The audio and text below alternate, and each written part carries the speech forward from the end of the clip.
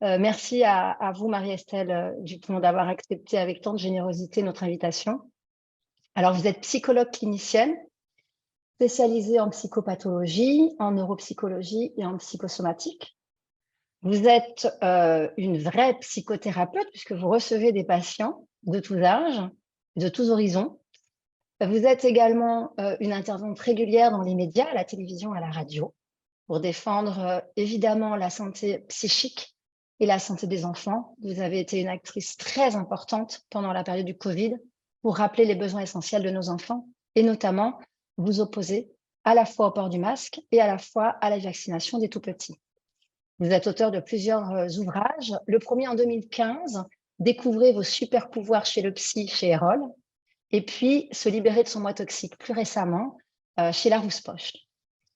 Alors ce soir, vous êtes avec nous pour un autre livre, un livre bien plus intime, L'Antimère, chez Albin Michel, qui a été publié donc en 2022. On peut retrouver chez tous nos libraires de proximité qu'on aime tant. Et je dirais à titre personnel qu'il me semble que même si c'est un livre difficile, qui retrace votre chemin d'une enfant devenue psychologue, qui a été maltraitée, moi j'y ai perçu quand même un message d'espoir et d'amour. Et avant de rentrer dans le vif du sujet, parce qu'on a beaucoup de choses à évoquer ensemble, est-ce que vous pourriez en quelques mots nous dire le travail qui a été nécessaire avant d'accoucher ce livre et puis, le pourquoi et comment vous êtes aujourd'hui après avoir publié? Alors, le travail qui a été nécessaire a été d'abord tout mon travail en tant que patiente de psychothérapie pour sortir en fait du déni et de la culpabilité que je pouvais ressentir à découvrir que ma mère ne me voulait pas de bien. Euh, J'avais perçu très tôt qu'elle ne fonctionnait pas, hein, et c'était même une de mes premières motivations à faire le métier que j'exerce aujourd'hui, même si aujourd'hui je le poursuis pour d'autres raisons. Euh, Donc, il a fallu d'abord sortir de la culpabilité de m'apercevoir qu'elle n'était pas dysfonctionnelle parce qu'elle aurait souffert d'une maladie psychiatrique, mais qu'elle était malveillante. Je dis toujours qu'on peut être une maman qui souffre d'un trouble psychologique, d'une dépression, peut-être d'une schizophrénie, mais qui est motivée par l'amour de son enfant pour se prendre en charge et le laisser à sa place d'enfant. Et à contrario, on peut être une mère qui n'a pas l'excuse d'un trouble psychiatrique, mais qui n'a pas envie de bien faire parce que, elle est dénuée d'empathie, elle est égocentrique et que son enfant, finalement, lui sert de vide-poche émotionnelle en quelque sorte. Donc, il fallait déjà identifier ça. Et j'ai mis beaucoup de temps à identifier que ma mère était jalouse de moi tellement c'était impensable et d'ailleurs impensé dans la société, hein, depuis Folcoche. Il y a eu très, très peu d'exemples dans la littérature ou dans les témoignages. Il y a eu des pères pervers qui ont été décrits, mais très rarement une génitrice, en fait, qui veut du mal à son enfant. On y reviendra d'ailleurs plus tard dans la conférence. Donc, une fois que je suis passée par-dessus cela, j'ai dû passer par-dessus mon syndrome d'invisibilisation de moi-même et l'idée que ça ne pouvait pas intéresser quelqu'un. Et en fait, l'éditeur qui m'avait publié mon premier livre m'avait dit, mais ce serait d'autant plus intéressant que vous écriviez dessus parce que vous êtes à la fois la patiente et la soignante. C'est-à-dire qu'il y a la voix de l'enfant qui a été victime de ça et il y a la voix de la psychologue qui peut montrer le chemin, comme elle le fait avec ses patients en thérapie, pour sortir de là. Et la voix du témoignage, le récit à la première personne, permettrait aux gens de ne pas lire quelque chose de froid et de théorique, mais de comprendre que on peut le vivre dans ses tripes. Et en plus, si c'est un psy qui l'a vécu, ça signifie bien que à la fois le psy peut avoir vécu des choses difficiles et aussi qu'on peut s'en sortir. Voilà, il a fallu ensuite passer par une deuxième culpabilité qui était celle d'exposer ma famille, d'où le choix de changer les prénoms, de changer le nombre de frères dans la fratrie, même si je n'ai effectivement que des frères. Et puis des détails qui permettent de ne pas identifier les personnes. J'ai conservé uniquement mon prénom et les prénoms de mes enfants. Les autres protagonistes ont eu des prénoms modifiés. Et puis toujours ce petit syndrome de l'imposteur qui vous dit mais je ne suis pas légitime à le dire. Et là, ce qui m'a beaucoup aidé, c'est de voir toutes les patientes et les patients aussi qui avaient ça dans leur histoire. Et je me suis dit mais si moi je ne suis pas le porte-parole de ça, qui va le faire en fait? Donc voilà, j'ai eu le soutien vraiment inconditionnel de mon éditeur et avant lui de la personne qui a présenté le livre à Albin Michel, hein, une femme qui s'appelle Ariane Molcou et qui est beaucoup dans la littérature psychologique et qui m'a encouragée, qui m'a dit cette écriture est intéressante et on n'est pas dans le pathos et allez-y, croyez dans votre texte. Et voilà, donc ça a pris du temps. Il y a des livres qu'on écrit en 2 mois et puis il y a des livres qu'il nous faut mettre en gestation pendant plusieurs années pour qu'on ait balayé toutes les couches de culpabilité, de déni, d'amnésie traumatique. Et pour finir, je me suis mise la deadline de mon 2e accouchement. Je me suis dit, le livre doit être terminé quand j'accouche de mes jumeaux pour que mes enfants soient nettoyés au niveau de leur lignée et que l'inconscient familial soit libéré de ce côté. Ce qui a été fait, et donc j'ai eu mes jumeaux en 2020 pendant le confinement, et le livre a été décalé dans sa sortie parce que les libraires avaient des contraintes liées au premier confinement, et puis les élections présidentielles qui risquaient d'écraser le livre, et finalement on l'a sorti au mois de septembre, et le livre a très vite en fait soulevé un tabou, et donc finalement aujourd'hui rencontre un bel écho avec des gens qui me disent merci parce que c'est un sujet qui suscite beaucoup de résistance et ça nous rend plus forts d'avoir cette double parole du témoin et de la psy. Merci Marie-Estelle. Alors, nous avons un petit peu échangé toutes les deux pour préparer cette intervention et je vous ai demandé si vous accepteriez que les thèmes que nous allions aborder, je les introduise en utilisant vos mots et en me faisant finalement votre porte-parole de certains passages de votre livre que je trouve très universels parce qu'en fait, vous nous invitez dans une conversation intime à laquelle on n'a pas l'occasion d'assister, hein, si vous ne l'aviez pas fait, c'est-à-dire cet enfant face à cette maltraitance qui rencontre la psychothérapeute qu'elle est devenue. Et donc, on sent dans votre phrasé à plusieurs endroits, hein, on le verra avec les différents exemples que nous allons prendre, qu'effectivement, cette conversation est vraiment la conversation des mots d'une enfant qui, finalement, demande à la psychothérapeute qu'elle est devenue de l'aider à sortir de ce traumatisme. Et de ce point de vue-là, je crois que ça aidera évidemment beaucoup de personnes qui, comme vous, ont vécu ce traumatisme et cette maltraitance, mais plus largement, toutes les personnes qui sont au contact avec des enfants et qui ne savent pas comment réagir. Et on le verra, c'est une question qui est revenue à plusieurs endroits, que vous évoquez sans tabou dans votre livre. Et donc, on va pouvoir voir tout cela ensemble. Merci, parce que j'ai vraiment une belle porte-parole. C'est gentil. Alors, la première chose, c'est ce que vous avez envie de dire aux personnes qui ont vécu ce que vous avez vécu, aux filles qui ont eu mon parcours. Je veux dire que la honte est ce vêtement tissé par votre génitrice pour que vous n'osiez vivre vous-même en son absence. Un vêtement fait de ces mots qu'elle éructait, de ces regards qu'elle vomissait, de ces pensées qui vous souillaient, la culpabilité, ce poison par lequel elle vous a gelé l'âme.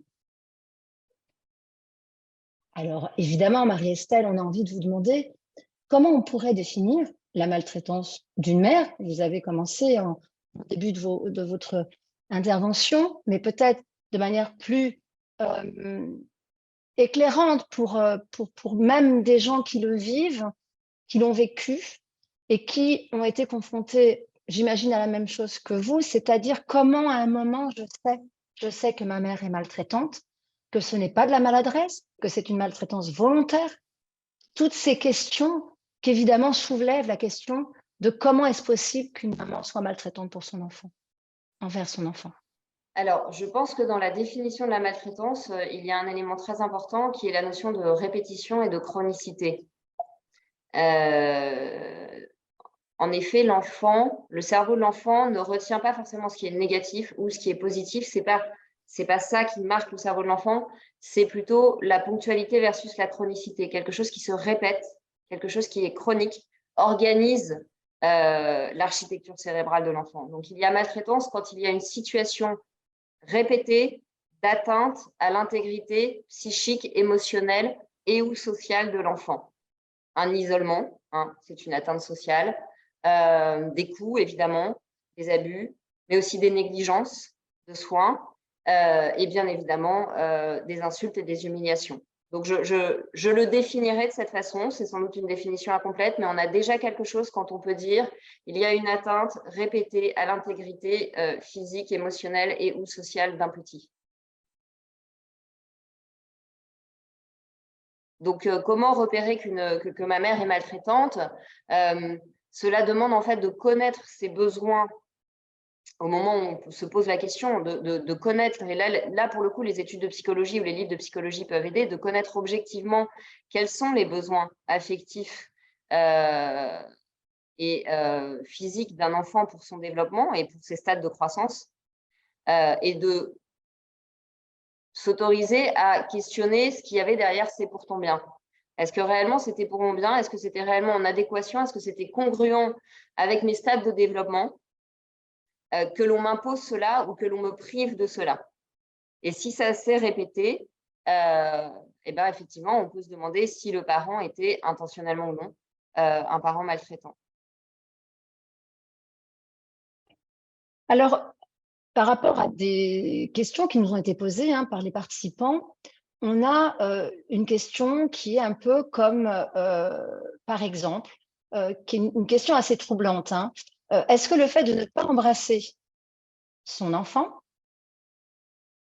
est-ce que le fait de ne pas réagir vis-à-vis d'un papa qui serait violent, est-ce que la maman devient maltraitante par son manque d'action? Est-ce qu'elle devient maltraitante quand elle n'a pas de marque d'affection avec son enfant? Est-ce qu'on est dans le registre de la maltraitance ou pas à ce moment-là?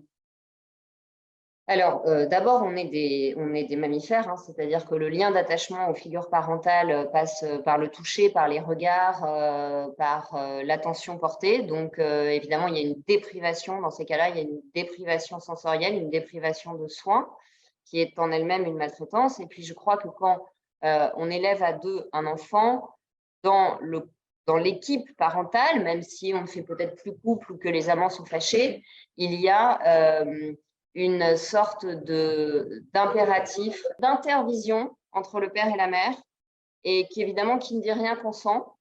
C'est-à-dire que lorsque la mère est déviante, si le père ne pose pas de limite, je le dis dans le livre d'ailleurs, je dis finalement tout ça ne serait jamais arrivé si mon père avait été en capacité de poser un nom à sa femme, de lui dire tu es ma femme, mais là ce que tu agis en tant que mère, je ne peux pas te l'autoriser en fait parce qu'il s'agit de notre fille. Donc de la même manière, quand la mère ne dit rien parce qu'elle n'arrive pas à sortir de l'emprise dans laquelle elle est avec cet homme, oui, elle maltraite son enfant puisque d'abord, elle est dans le déni de sa souffrance, elle est dans le déni de ses besoins et elle est dans une forme de complicité passive.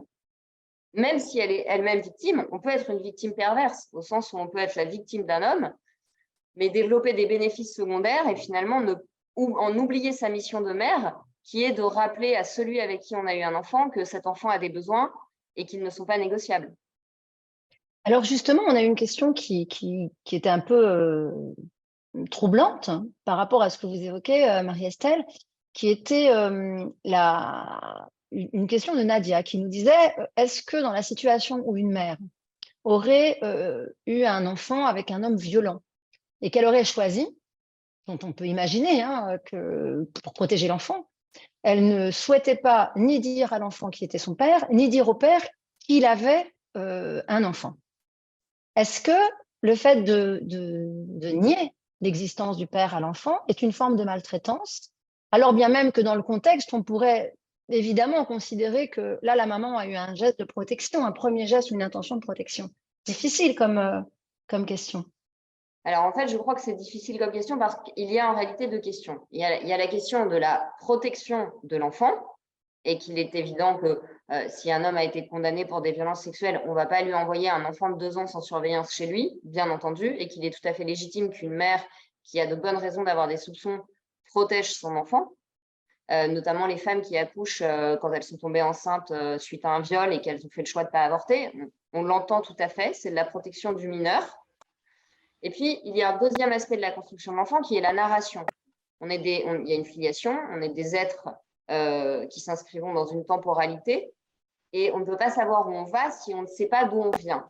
Donc, toute la difficulté pour cette mère va être de faire la part dans cette énorme charge émotionnelle où elle est submergée évidemment par la colère et la haine peut-être très légitime envers cet homme, de ne pas confondre l'homme et l'enfant, et de ne pas punir l'enfant sous prétexte d'écarter l'homme. Elle peut protéger son enfant, mais elle doit lui expliquer d'où il vient, lui expliquer aussi pourquoi il ne voit pas celui qu'elle désigne peut-être comme un géniteur et pas comme un papa. Mais priver un enfant de son origine, ne pas lui dire, ne pas informer d'ailleurs cet homme qu'il a eu un enfant, c'est un peu comme voler ses papiers d'identité à cet enfant pour toute sa vie. C'est-à-dire que comme un enfant ne peut pas se construire sans la vérité, comme il ne peut pas se construire sur un mensonge, il risque d'être très anxieux et d'inventer des théories tout à fait folles parce qu'il sent que quelque chose n'est pas clair. Donc, j'invite vraiment ces femmes à se faire aider parce que, évidemment, c'est rarement une partie de plaisir d'en arriver à devoir couper l'enfant de son géniteur, à moins d'être une femme très perverse. Néanmoins, il faut qu'elle travaille sur elle pour, d'un côté, protéger l'enfant, mais toujours être guidée dans son discernement par à quel moment je protège mon enfant et à quel moment je le prive. Donc, le mettre à l'abri et m'assurer de son intégrité physique et qu'il ne soit pas dans des situations où il est perdu chez quelqu'un qu'il connaît à peine et qui peut lui faire du mal, oui. En revanche, lui montrer une photo, lui dire, voilà, physiquement, tu es arrivé sur Terre par l'action de cet homme, c'est ton géniteur et c'est ton papa de corps. Si l'enfant est petit, on peut distinguer le papa de corps et le papa de cœur. Il n'est pas en capacité de s'occuper d'un enfant, vous n'avez pas besoin d'en dire plus, parce que dire il n'est pas en capacité, ça veut dire c'est lui qui a un problème, le problème, ce n'est pas toi. Ce n'est pas toi qui n'es pas un bon enfant, c'est lui qui ne peut pas s'occuper d'un enfant. Donc, il n'est pas en capacité de s'occuper d'un enfant, mais c'est ton papa de corps. Et si plus tard, tu veux le voir, je lui en ferai la demande. Maintenant, aujourd'hui, tu habites avec moi parce que je pense que cet homme est dangereux. Voilà, mais au moins, il sait, il a vu une photo, il a identifié, donc il n'y a pas un vide et le cerveau a horreur du vide. Donc, si on ne veut pas qu'il construise des théories folles ou l'idée qu'il n'est pas un bon enfant, qu'il était un problème, qu'il était un obstacle, qu'il n'était pas désiré, il faut vraiment repositionner les places et dire cet homme n'est pas en capacité de s'occuper d'un enfant, mais c'est par lui que tu es arrivé sur Terre. Donc, quelque part, il a donné ce qu'il pouvait donner, tu es en vie. Maintenant, il ne peut pas faire plus. Et tu choisiras plus tard. Et moi, je t'accompagne dans cette douleur de ne pas connaître ton papa pour le moment. Mais tu verras, il y aura d'autres personnes et d'autres adultes qui seront en capacité de te donner de l'affection parce que tu mérites cette affection. Merci Marie-Estelle. Alors, on a également un autre sujet qu'on a choisi de traiter aussi sur cette question de la maltraitance. Évidemment, on va très, très vite, on est contraint par le temps, qui est la question de la fessée, de la gifle, qui est donc interdite absolument comme étant la pire des choses à faire. Alors évidemment, nous n'allons pas ici dire que de mettre une fessée, une petite tape sur la main ou une gifle à un enfant, c'est bien, ce n'est pas le sujet. Mais on a Jean-Jacques qui nous a posé la question et on a trouvé ensemble, Marie-Estelle, que cette question, elle était pertinente. Et nous, on ne veut pas qu'il y ait de tabou sur ces sujets-là. Et donc, la question de Jean-Jacques était de dire, est-ce que finalement, le fait qu'on ait interdiction et que finalement, on se retrouve avec une obligation d'absence de sanctions, d'absence de réaction de nos jours, alors bien même que sur certains comportements volontairement transgressifs, volontairement violents, volontairement irrespectueux, colériques, répétés, est-ce qu'on est vraiment certain que une petite tape sur la main, une petite fessée sur la couche sont si nocives et si inhumaines? Est-ce qu'on s'est autorisé à poser la question, Marie-Estelle? Quel est votre sentiment? Moi, je pense que la société s'est fait à elle-même une espèce d'entourloupe pour se raconter qu'on avait pu évacuer toute forme de violence du huis clos familial en interdisant la fessée ou la gifle. Alors, il est évident que la fessée et la gifle ne sont pas des modes éducatifs et que quand on en arrive à gifler ou à frapper un enfant, c'est qu'a priori, il y a quelque chose qui ne s'est pas structuré avant, il y a un interdit qui n'a pas été entendu, etc. Donc, ce ne sont pas des modes éducatifs et ça signe une difficulté, un échec à un moment donné.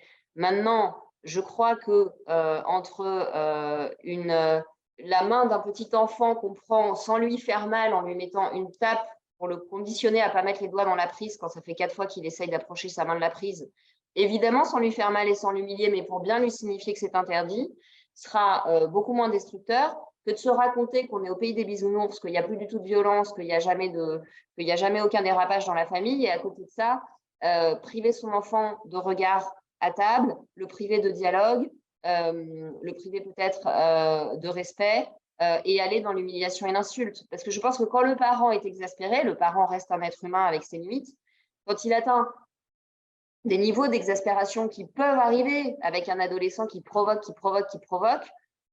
finalement, une gifle qui part et qui est immédiatement reprise avec « je te demande pardon, je ne voulais pas en arriver là, mais voilà dans quel état ça me met finalement quand tu fais ça », ce sera moins destructeur, encore une fois, si c'est ponctuel et que ce n'est pas une modalité éducative. Si c'est parlé, si c'est repris et si ça n'est pas dénié, ce sera évidemment beaucoup moins destructeur que d'être dans une sorte de néantisation de son enfant en l'ignorant, et en ignorant y compris ses transgressions, puisqu'on sait bien que quand l'enfant transgresse, il cherche une limite, et que donc si on ne lui signifie rien de son acte, c'est une manière de lui dire ton acte, enfin tu es nullifié, ce que tu fais n'a pas de conséquences. Et là, on le met dans un vide identitaire, il n'y a pas de miroir. Ce que tu fais, que tu fasses n'importe quoi, que tu ne fasses rien ou que tu fasses quelque chose de bien, ça n'a pas de conséquences. Donc, ça veut dire aussi qu'on ne lui donne pas les clés du monde, parce qu'on doit apprendre à notre enfant que les mêmes causes produisent les mêmes effets. Et finalement, s'il y a une sanction pour le même acte, l'enfant comprend qu'il est acteur et qu'il est responsable de ce qu'il fait. Donc, je pense qu'une gifle accidentelle, si elle est reprise, est moins destructrice qu'une absence totale de réaction à ce que fait l'enfant. Mais encore une fois, ça dépend de l'intention. Est-ce qu'on est dans un acte d'exaspération qui part tout seul et on s'excuse, ou est-ce qu'on a une intention d'humilier? Et je crois que la notion d'humiliation est centrale. C'est-à-dire qu'on a tous des moments où on est brutaux, mais on n'a pas tous l'intention d'humilier notre enfant. Il m'arrive de crier, il ne m'arrive jamais d'avoir envie d'humilier et de rabaisser un enfant. Donc, je pense que ce qui est central, c'est la notion d'humiliation qui, elle, est très destructrice. Et d'ailleurs, on retrouve dans l'anamnèse de la plupart des tueurs des éléments d'humiliation et de frustration répétés dans l'enfance. Ça n'explique pas de devenir un tueur, hein. Tous les enfants maltraités ne deviennent pas des criminels, évidemment. Mais cette dimension d'humiliation va générer une telle colère refoulée qu'elle est beaucoup plus susceptible de rendre l'enfant violent qu'une gifle maladroite pour laquelle on s'est excusé, je crois. Je crois, mais je n'ai pas la parole divine.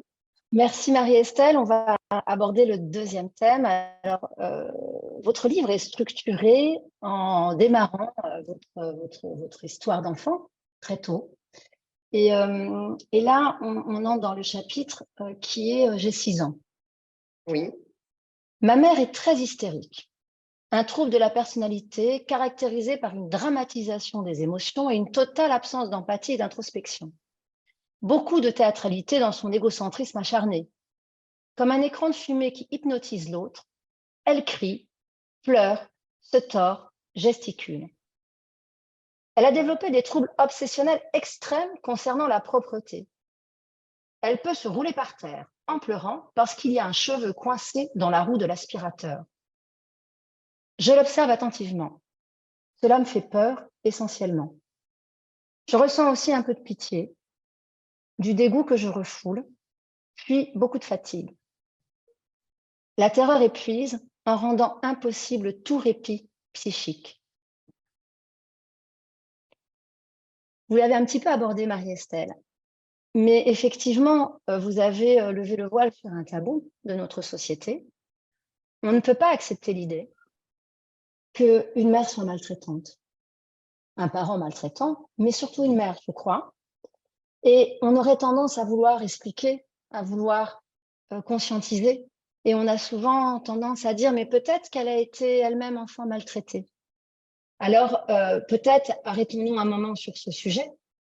Y a-t-il vraiment des profils types de parents maltraitants? Et comment essayer de donner du sens à quelque chose que finalement on ne peut pas comprendre? Alors, il y a bien sûr des facteurs facilitateurs de maltraitance, sociologiques, psychologiques, d'avoir eu des parents déviants, d'avoir été de foyer en foyer dans une instabilité, de se droguer, d'être extrêmement pauvre et donc extrêmement épuisé et très peu instruit, et donc d'avoir peu de capacité d'élaboration. Ce qui d'ailleurs, je fais une parenthèse, me préoccupe, c'est que le rétrécissement du champ lexical dans les générations actuelles et à venir fait que les gens ayant moins de vocabulaire pour élaborer leurs émotions, ils sont plus susceptibles de passer à l'acte parce qu'ils ne peuvent pas exprimer avec nuance ce qu'ils ressentent. donc il tape, il s'énerve, etc. Donc, il y a des facteurs facilitateurs. Maintenant, on ne peut pas toujours aller chercher la psychologie comme un mouchoir. C'est-à-dire qu'on ne peut pas toujours utiliser le déterminisme de l'histoire de quelqu'un pour expliquer qu'il soit maltraitant. Parce que sinon, vu ce que j'ai vécu, je maltraiterais tous les enfants. Et Dieu m'en préserve, je crois que ce n'est pas le cas. Ce libre arbitre de l'être humain, on ne peut pas le squeezer pour se raconter que le mal n'existe pas. Il y a des facteurs prédisposants, évidemment. Mais il y a aussi le mal, et il y a aussi des personnalités, et on éduque avec sa personnalité. Il y a des gens qui deviennent parents, il y a des gens qui se reproduisent sans avoir atteint une personnalité mature, saine et disposée à donner de leur personne, et qui font des enfants bouchons, des enfants narcissiques qui doivent les valoriser, qui font finalement des enfants pour peut-être de très mauvais motifs, et qui ne vont pas être en capacité d'ouvrir leur cœur et de lui donner accès à cet amour. Donc oui, il y a des facteurs prédisposants. Maintenant, il y a aussi plein de parents. Ma mère n'a pas été maltraitée. Ma mère est née en 1946, ses parents avaient tout perdu pendant la guerre. Elle n'a pas perdu son père en bas âge, elle n'a pas eu une situation extrêmement facile, mais elle n'a certainement pas été maltraitée. Et donc, je crois qu'elle avait la jalousie au cœur. J'ai eu l'occasion d'en parler d'ailleurs avec son frère, qui me disait que depuis toujours, ma mère était une personne éminemment envieuse, éminemment jalouse, éminemment égocentrique, qui se roulait par terre, qui faisait du chantage affectif en permanence et qui était dans la manipulation émotionnelle. À un moment donné, elle avait le libre arbitre de dire, maintenant que je suis mère, qu'est-ce que j'ai envie de transmettre à mes enfants? Donc, je pense qu'il y a des déterminismes, mais il y a aussi le mal qui existe, et il y a des âmes qui sont plus sombres que d'autres, et des parents qui n'ont pas envie de faire bien. Et je pense que s'il y a un impensé de la société, c'est parce que finalement, on est des mammifères, et dans le règne animal, il est extrêmement rare qu'une femelle s'en prenne à son petit. Donc, on se dit que le mammifère le plus élevé, entre guillemets, sur la chaîne de l'évolution, étant en plus très cortiqué, ne peut pas s'en prendre à son petit. C'est contre nature, ça va à l'encontre de la survie de l'espèce. Donc, c'est difficile à penser, d'autant plus qu'on est quand même normalement soutenu par des hormones d'attachement qui font leur travail au moins pendant les 3 premières années. Et donc, ça semble contre nature à beaucoup de gens. Je crois qu'il faut accepter que l'être humain est aussi celui qui a le plus de potentiel dans la créativité, dans tous les mammifères, mais aussi dans la destructivité, malheureusement. Et justement, dans le cas d'enfants qui ont été maltraités, est-ce qu'on peut avoir une démarche de prévention, voire même dans des personnalités qui ont des comportements plutôt violents, est-ce qu'une démarche de prévention est possible?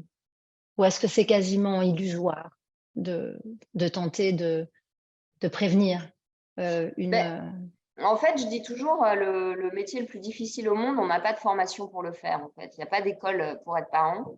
Et je pense que l'ignorance, le manque d'instruction est vraiment un facteur facilitateur d'actes inappropriés, de choix inappropriés. Donc, si déjà dans notre cursus scolaire, on avait la possibilité d'apprendre les rudiments de la psychologie, du développement pédiatrique, du type de personnalité, parce que finalement, les types de personnalités, ça peut aussi qu'on va s'associer ou pas à un conjoint qui est compatible avec nous. Et les désordres amoureux peuvent retentir évidemment sur le bien-être de l'enfant. Donc, je crois que si on avait quelques clés de psychologie dans nos enseignements à tous, il y aurait moins d'erreurs d'aiguillage, aussi bien dans les choix professionnels que dans les choix conjugaux et dans nos choix éducatifs. Donc, de l'instruction serait la meilleure prévention, parce qu'elle pousserait les gens à se connaître eux-mêmes et à reconnaître leurs besoins, et donc à comprendre aussi les besoins de leur enfant. Parce qu'il y a des choses qu'on ne peut pas inventer en neurobiologie, si vous voulez. Quand on vous a dit, mais un bébé, il faut le laisser pleurer, si on ne vous explique pas qu'au niveau neurobiologique, au bout de 20 minutes de pleurs ininterrompues, le cerveau du nouveau-né est saturé de cortisol et que ça grille des neurones, il y a des parents qui, avec la meilleure volonté du monde, vont vous dire, bah non, mais comme il faut que mon bébé apprenne à se calmer tout seul, donc je le laisse pleurer, et il n'y a aucune intention maltraitante. Ils sont même peut-être en train de se faire violence intuitivement parce qu'ils ont envie d'aller le consoler, mais on leur a raconté qu'il fallait laisser un bébé pleurer, sinon il allait faire des caprices. Non, quand on parle d'un nourrisson de 2 mois, il n'y a pas de notion de caprice, en fait. Il n'y a que de la notion d'inconfort. Donc, oui, de l'instruction, ça pourrait être une piste pour faire de la prévention. Puis après, c'est propre à chacun, hein, l'envie de travailler sur soi. Ça, c'est pas quelque chose que l'on peut imposer. Donc, nous sommes au chapitre J'ai 7 ans. J'ai 7 ans et j'ai appris à ne pas mâcher trop longtemps, à ne pas faire pipi trop longtemps, à ne pas respirer trop fort pour ne pas faire voler des grains de poussière éventuels, à ne pas trop peser sur le sol quand je marche, pour ne pas abîmer la moquette. J'ai les défenses immunitaires en berne, comme beaucoup d'enfants carencés ou maltraités. Si par mégarde mes lymphocytes laissent passer un virus, elles en profitent pour me soustraire à l'école. Je me réfugie dans les livres. À la maison, il y en a des centaines. Toute la littérature française, russe et italienne. Car la haine n'a pas toujours l'excuse de l'ignorance ou de la précarité. Mon père regarde cette enfant si décevante parce qu'elle suscite l'inquiétude. Maman l'exclut de ses jeux malsains avec moi, alors je suis entre elle et lui. C'est le début de l'anémie d'amour entre nous. Et il faudra du temps. Il faudra des années pour nous autoriser à nous regarder. La vraie raison est sans doute qu'en me regardant, il se serait senti coupable de n'avoir pas agi à temps. Évidemment, vous intervenez là, Marie-Estelle, avec des mots très glaçants pour ceux qui vous lisent. La place du père est fondamentale dans la question de la maltraitance de la mère sur un enfant. Alors, quelle place pour ce père? Quel rôle pour ce père? Oui, la place du père est fondamentale, ou de la mère quand c'est le père qui est déviant. C'est cette collaboration dont on parlait tout à l'heure. Encore une fois, je pense qu'il y a beaucoup de contresens qui ont été faits par la société. D'abord, dans le modèle qu'on avait autrefois, que le rôle du père se cantonnait au fait de ramener de l'argent et que le champ domestique, donc éducatif, était entièrement réservé aux femmes. Et c'est l'idée qu'avait mon père. C'est-à-dire qu'il était à mon père dès lors qu'il ramenait de l'argent. Mais par conséquent, il a aussi laissé ma mère être toute puissante à la maison.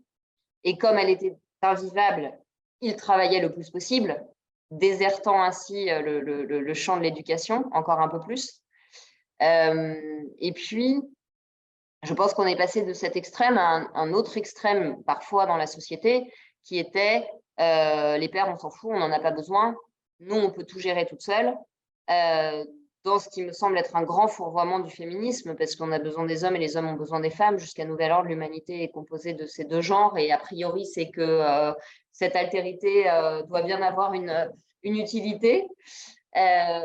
Et donc, je crois qu'on a mis en place parfois une espèce de matriarcat un peu mortifère où on évacuait l'autorité, on évacuait tout ce qui pouvait être de l'ordre du cadre. Le père, c'est vaste, hein, c'est le père symbolique, c'est l'interdit, c'est la loi. Et quand toute la société véhicule des messages de kiff, de tout de suite, de pas de frustration, de il est interdit d'interdire, finalement, vous mettez l'enfant dans un vide. Parce que l'interdit qu'on pose à l'enfant, a priori, c'est aussi un interdit qu'on se pose à soi.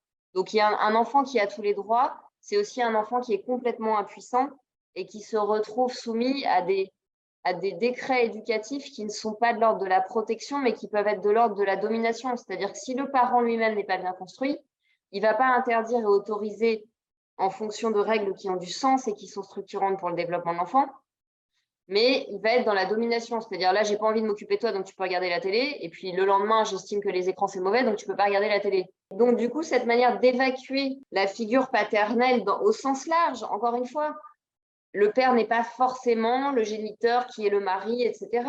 Mais ça peut être un oncle, un parrain. C'est cette altérité, ce dialogue qui fait que même dans la tête d'une mère, de certaines mères célibataires qu'on voit éduquer leurs enfants toutes seules, on sent qu'il y a du père au sens où il y a de l'altérité, il y a du monde extérieur, et il y a du cadre.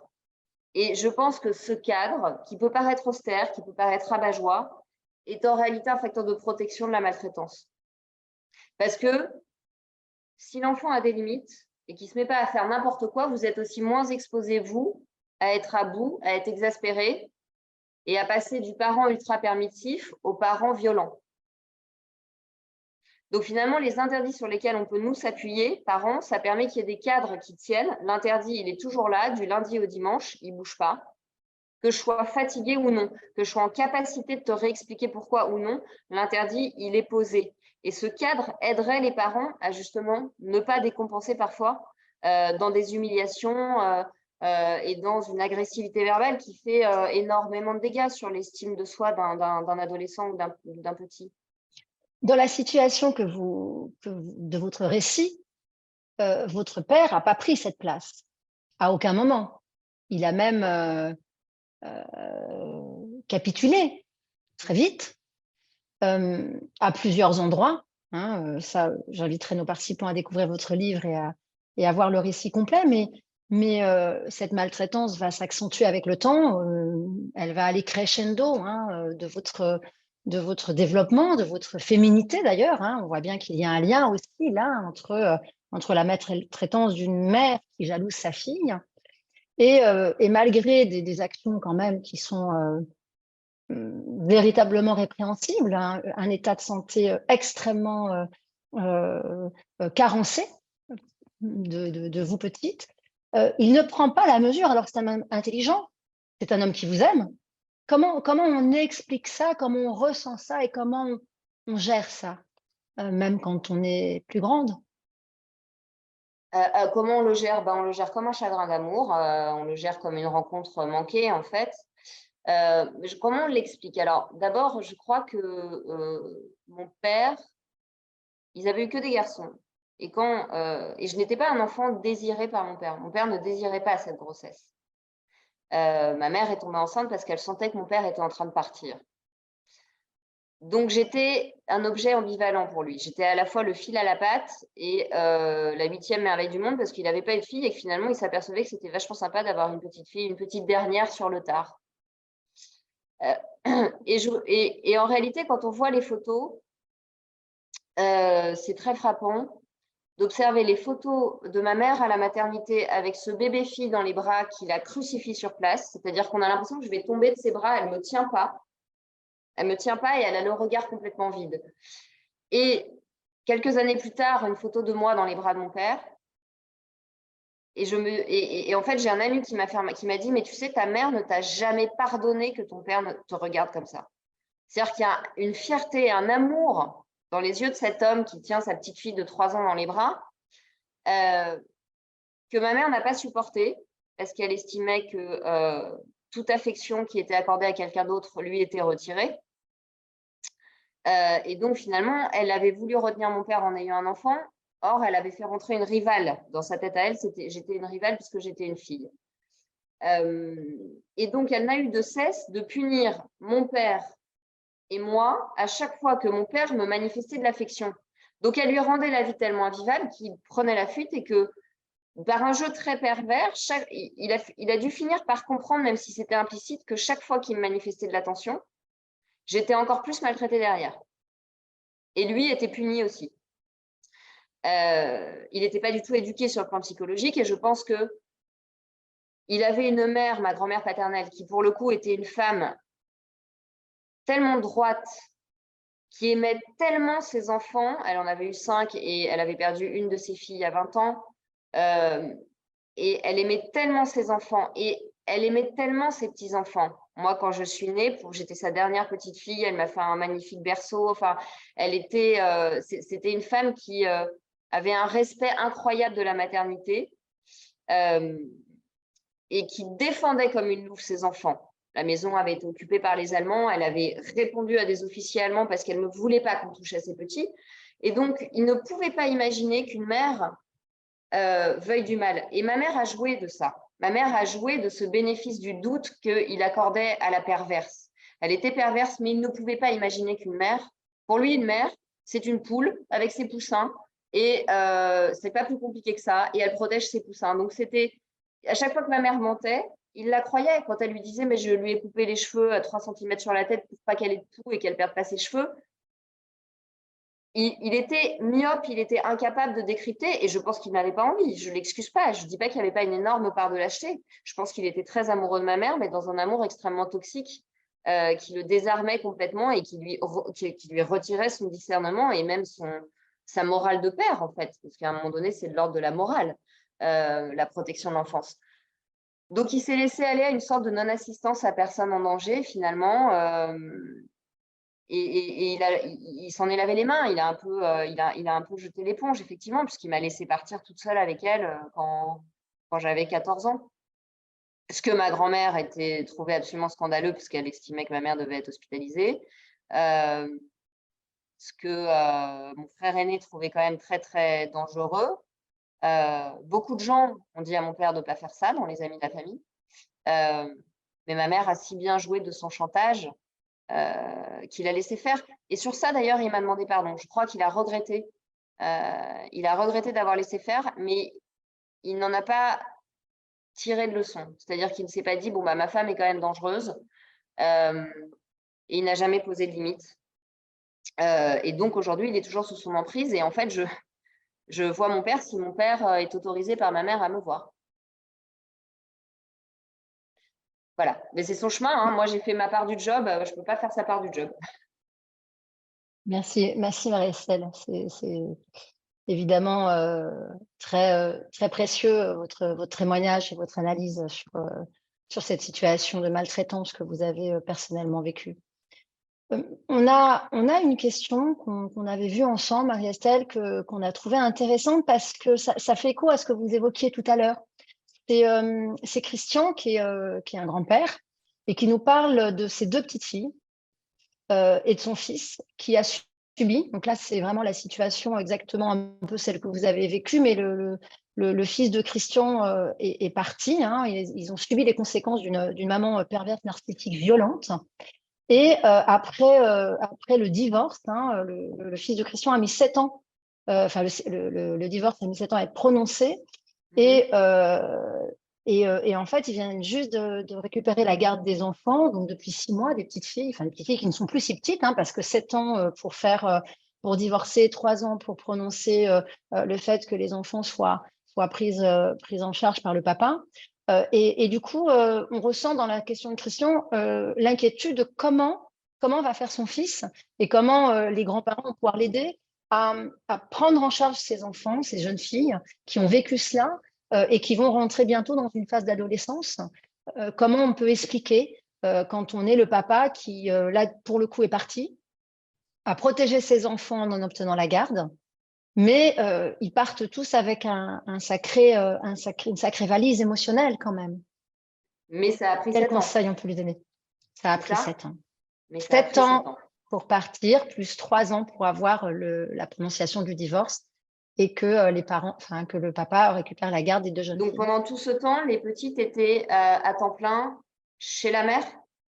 Alors, je n'ai pas plus d'informations. Je ne sais pas du tout si Christian n'a pas été dans ce niveau de détail.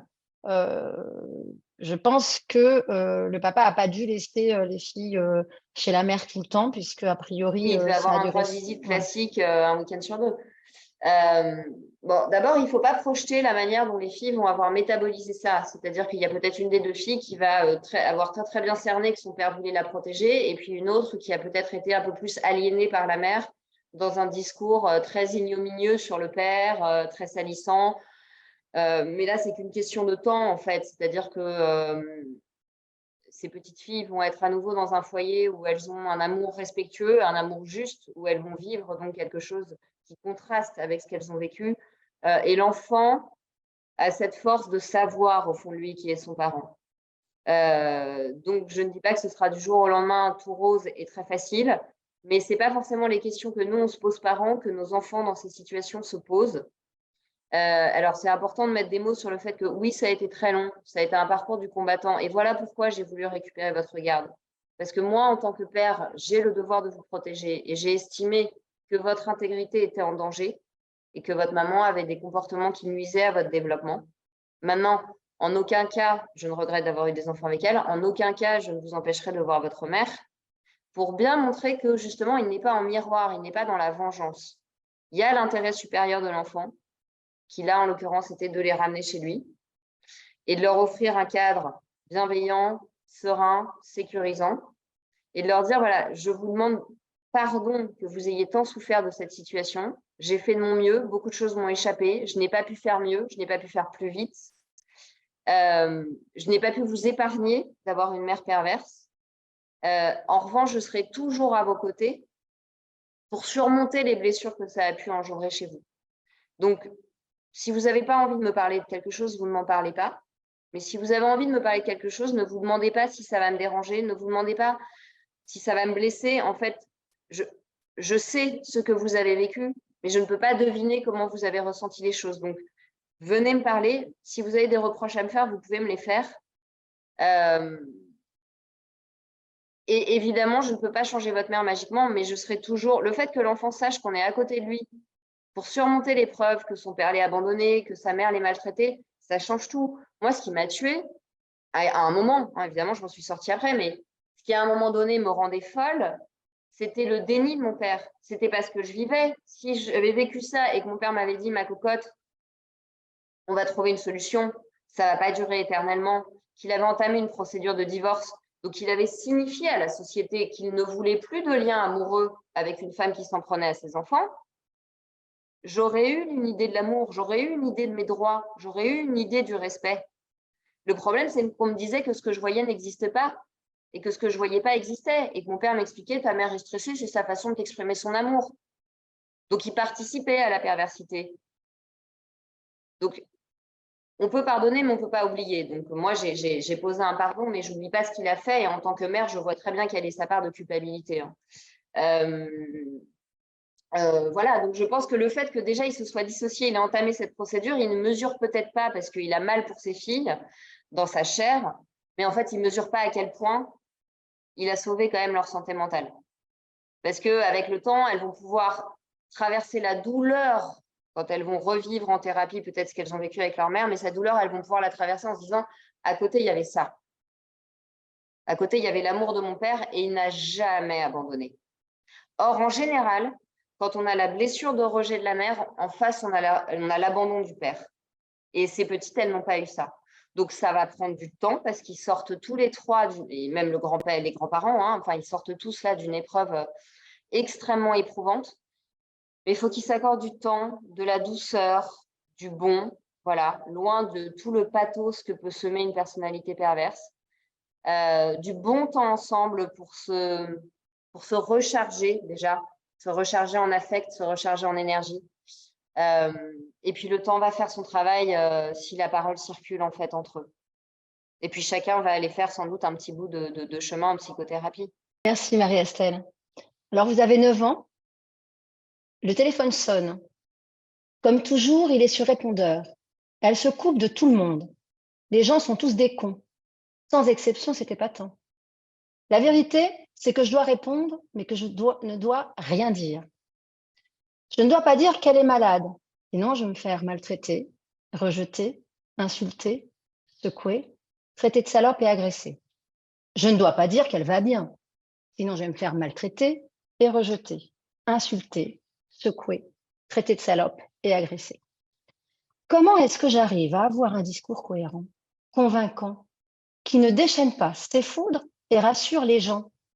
Parce que les gens ne sont pas dupes, mais ne savent ou se veulent impuissants. Alors des voisins aux grands-parents, ils s'inclinent malgré mes 9 ans. Bonne journée, papy. Bonne journée, mamie. Je raccroche et je vais la retrouver et je vais la masser. Elle dit que seules mes mains parviennent à la calmer. Alors évidemment, c'est glaçant, bien sûr. Et là, on touche le point peut-être crucial de ce qui dérange et de ce tabou. C'est que, et on a eu beaucoup de témoignages, notamment beaucoup de personnel de l'éducation, qui nous disaient, mais comment on fait? Comment on fait quand on sait? Comment on fait quand on a un doute? Comment on fait pour aider cet enfant, pour l'accompagner? Comment on peut le protéger? Est-ce qu'il y a même des associations? Est-ce qu'il y a même des actions en justice à faire pour protéger cet enfant? Comment trouver la place et comment passer ce tabou? Pour en revenir à l'essentiel, c'est qu'un enfant est maltraité, qu'il faut le protéger. Oui, bien sûr. Bon, bah, il faut déjà qu'il y ait un environnement, que l'enfant soit pas isolé au point qu'il n'y ait plus d'environnement d'adultes pour voir. Et donc, parfois, c'est un médecin, un psychologue qui fait un signalement. Parfois, c'est des parents d'amis. Comment l'aider? Bon, bah, il y a toutes les démarches juridiques et les associations. Il y a des associations qui travaillent qui laissent des numéros pour les enfants, mais il faut que l'enfant puisse parler, en fait. Et la première difficulté, c'est que l'enfant n'ose pas parler. Moi, j'ai tout fait, j'ai menti pour protéger ma mère. Donc, est-ce qu'il y a un adulte de confiance dans son environnement intime qui va être suffisamment subtil? Ça peut être un prof, ça peut être un frère, pour que l'enfant ose parler, dépasser la peur de dire du mal de sa mère, à la fois la peur du châtiment et puis la peur parce qu'en fait, malheureusement, c'est le syndrome de Stockholm, mais plus un enfant est maltraité, plus il adule son parent.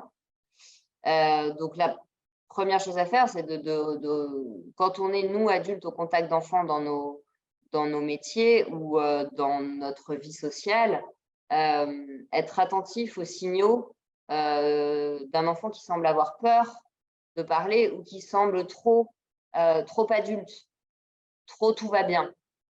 C'est qu'il protège quelque chose, c'est qu'il y a une version officielle parce qu'il ne faut pas montrer ce qui se passe à la maison. Moi, j'étais là-dedans. Je n'étais pas du tout introvertie, moi, mais j'étais Madame Tout va bien, j'étais Madame Soleil. Évidemment, c'est des adultes un peu subtils qui ont compris.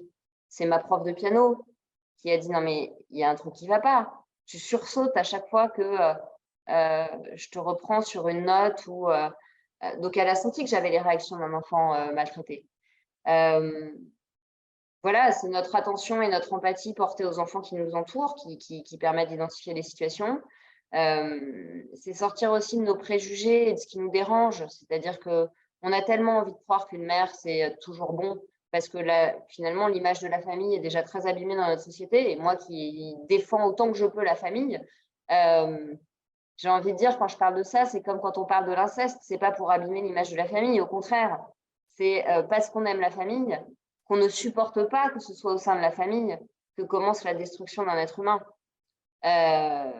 Et en fait, je me suis aperçue en écrivant le livre, et c'est aussi pour ça que j'ai poursuivi l'écriture, parce que j'ai failli abandonner 2 ou 3 fois, qu'il y avait une quantité de gens qui vivaient ça, en fait, dans mon cabinet, mais des hommes qui avaient des pères jaloux, des filles qui avaient des mères jalouses, et qu'en fait, ça concernait un nombre incalculable de familles. Je n'ai pas de statistiques, mais c'est tristement banal, en fait, cette histoire de violence familiale et d'envie. C'est Médée, hein, c'est mythologique.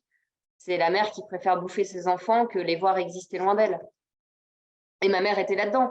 Et dans l'extrait que vous citez, il y a un élément qui est très important, c'est, je ne sais pas si vous avez remarqué stylistiquement, je répète exactement la même phrase, la nuance étant, je ne peux pas dire qu'elle va bien parce qu'il y aura telle conséquence, je ne peux pas dire qu'elle va mal parce qu'il y aura les mêmes conséquences. Donc, j'étais tout le temps prise dans l'injonction paradoxale. C'est-à-dire qu'avec ma mère, on ne pouvait qu'échouer. Si on disait qu'elle allait bien, on ne comprenait pas sa souffrance. Si on disait qu'elle allait mal, on la critiquait. Et ça, c'est le propre de la maltraitance. C'est-à-dire que la maltraitance, ce n'est pas d'être exigeant avec un enfant. Ce n'est pas de lui dire, il est hors de question que tu regardes la télé la veille d'un contrôle. Ce n'est pas d'être dur.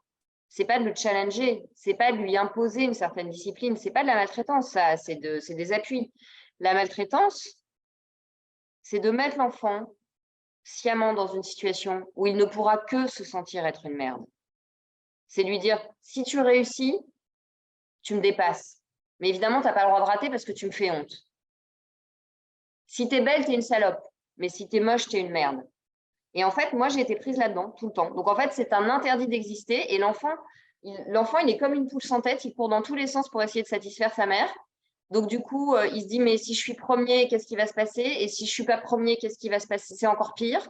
Et du coup, il a tendance à s'annuler. Moi, je tombais beaucoup malade, ce qui était une manière de ne pas exister, parce que si je suis malade, je ne peux pas aller chez des copines, je ne peux pas aller à mes concours de danse, etc. Comme ça, ma mère n'était pas jalouse.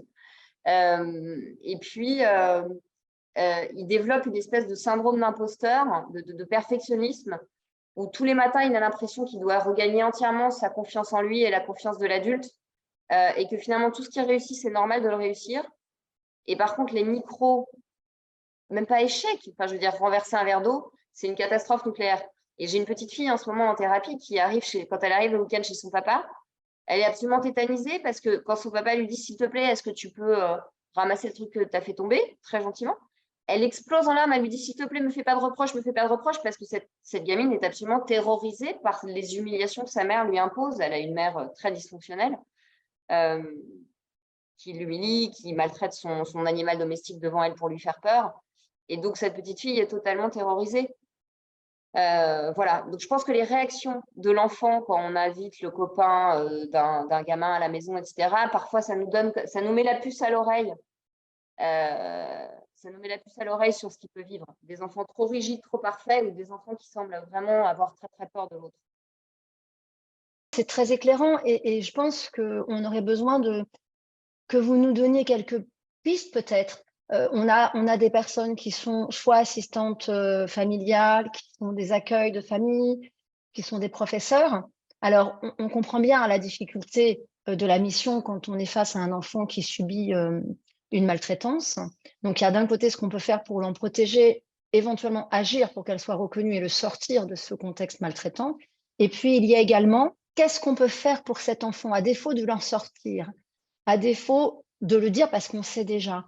Quels sont les actes, quelles sont les attitudes qui vont permettre de l'aider à prendre confiance, qui vont permettre de le rassurer, qui vont lui permettre de sortir de ses pensées absolument dévastatrices pour en construire d'autres ou s'inscrire dans de nouveaux schémas? Est-ce que vous auriez des conseils simples à donner? D'abord, je pense que quand on travaille avec des enfants et qu'on doit identifier comme ça des situations, c'est important d'être très, très bien formé à la notion de perversion, parce qu'on peut rencontrer des parents qui vont vraiment réussir à nous manipuler. Et ma mère arrivait à embobiner des psys, elle arrivait à embobiner des profs, à aller se faire plaindre par les profs.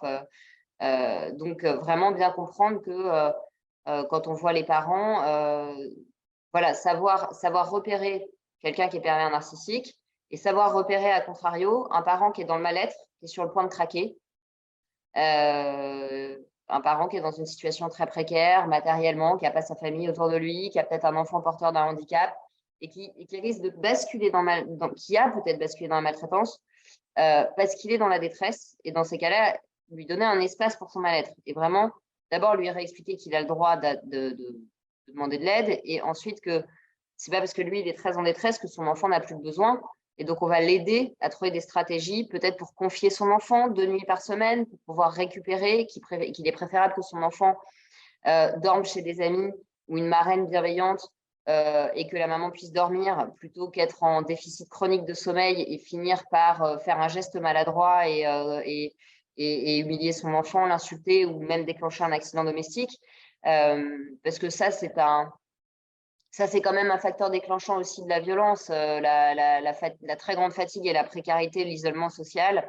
C'est vrai qu'une mère qui est toute seule et qui doit faire 2 heures de transport pour aller bosser, quand elle ne dort pas parce que le petit dernier fait passer nuit, c'est un être humain, hein, donc elle est moins patiente, elle est moins habile, et puis même son maternage n'est pas aussi tranquille, donc le bébé n'est pas calmé, donc comme le bébé n'est pas calmé, le bébé hurle, donc comme le bébé hurle, la mère est épuisée, et donc casser ces cercles vicieux, ça se fait aussi en offrant un espace pour le mal-être de la mère, en trouvant des stratégies psychosociales. Moi, je pense qu'il faudrait réfléchir à des crèches qui peuvent offrir à certaines familles des nuits de répit avec des puéricultrices où en fait on peut confier le bébé pour la nuit au début pour que le couple puisse dormir, parce que c'est un élément extrêmement important et en fait encore très nié. On ne le voit pas, c'est quelque chose dont on ne parle pas. C'est un peu un handicap silencieux, le fait de ne pas dormir pendant longtemps. Et il y a des parents qui ne dorment pas parce qu'ils ont des bébés rapprochés.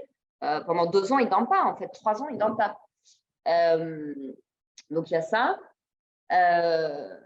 Et puis, pour l'enfant, on peut l'aider par rapport aux humiliations et aux paroles, pour pas que ça abîme sa confiance en lui. Un enfant peut comprendre très tôt un concept qui paraît compliqué, mais qui ne l'est pas, qui est le concept de projection. Vous savez, les enfants, ils ont une phrase géniale, c'est « celui qui l'a dit qu'il est ». Et ils se défendent dans la cour de l'école. Quand un enfant se fait traiter de moche, s'il est bien dans ses baskets, il répond « c'est celui qui l'a dit qu'il est ». Et en fait, moi, j'explique à mes petits patients qui sont dans cette situation, je lui dis « tu connais celui qui l'a dit qu'il est ». Et bien, les adultes aussi, ils le font. Ils font de la projection. C'est-à-dire que quand ta maman, elle te dit « t'es sale, tu vas me tuer, t'es méchante, t'es une garce, t'as une mauvaise note », En fait, elle parle d'elle. C'est elle qui est méchante. C'est elle qui te fait du mal. Et si tu comprends que ta mère est en train de parler d'elle parce qu'elle ne voit pas ses défauts et que du coup, elle les voit à l'extérieur, tu vas comprendre qu'il ne s'agit pas de toi. C'est entre elle et elle, mais tu n'es pas le problème. Tu n'es pas la source de son énervement. C'est une femme qui doit avoir beaucoup de colère à l'intérieur d'elle. Et comme tu es à côté d'elle et qu'en plus, tu es dépendante d'elle et qu'elle a du pouvoir sur toi, c'est sur toi qu'elle vide sa colère. Mais tu n'es pas la source de sa colère. Et là, déjà, on réhabilite l'enfant dans sa dignité et dans le fait qu'il n'est pas coupable. Ensuite, on peut lui rendre encore plus de dignité en lui disant ce que tu vis n'est pas normal. Et c'est pas parce qu'on te dit c'est un secret entre nous, c'est pour ton bien, que c'est normal. Non, ça n'est pas normal. Et si tu n'as pas le droit d'aller chez des copains, c'est parce que tu pourrais te rendre compte que justement ce que tu vis n'est pas normal.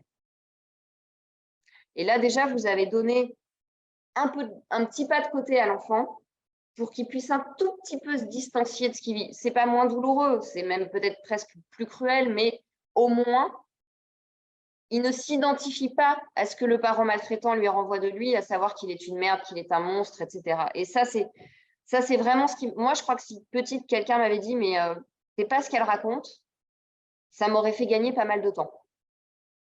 Voilà. Donc, de dire à l'enfant, c'est pas parce que c'est ta maman qui le dit que c'est vrai. Et justement, l'enseignant qui voit et qui peut avoir ce que vous évoquiez à l'instant, Marie-Estelle, à savoir un peu exactement ce que vous venez de dire, c'est-à-dire la peur de se dire, j'ai envie de dire à cet enfant, tu es le problème, c'est pas toi, ce que tu vis n'est pas normal. Ici, tu es dans un espace où moi, je te considère comme un enfant, tu es un enfant, je considère ta personne comme la personne de l'enfant. Ici, tu peux faire des choses, tu peux échouer, et moi, je suis ouvert à toi pour t'apprendre. L'enseignant, on sait bien, on le voit bien, on a des témoignages d'enseignants qui voudraient faire cet acte-là, mais ils ont peur presque de mettre plus en danger l'enfant. Déjà, c'est une première question.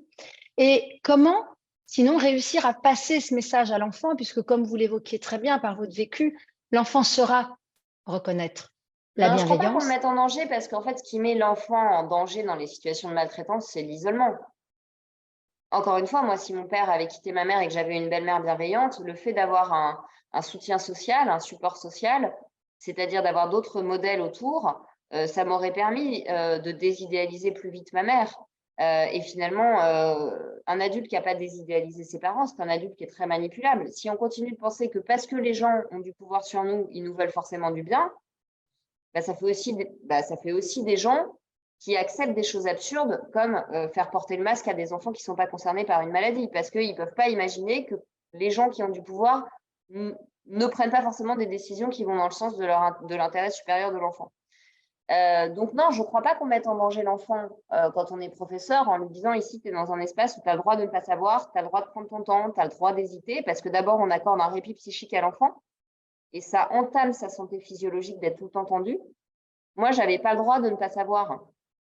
Moi, avant d'avoir appris ma leçon, si je ne savais pas, j'étais une conne. Donc, en fait, j'étais tout le temps stressée. Alors, ça a fait de moi une grosse bosseuse, mais bon, il y a certains trucs dont je me serais bien passée. Dire à l'enfant, tu as le temps d'hésiter, tu as le temps de ne pas savoir, ça lui fait aussi retrouver un système physiologique plus apaisé, où il n'a pas mal au ventre, où il dort mieux, où il n'a pas peur de prendre des coups. Donc, c'est quand même extrêmement important que l'enfant ait des espaces de répit psychique. Ça ne va pas l'abîmer. Il va plus facilement exprimer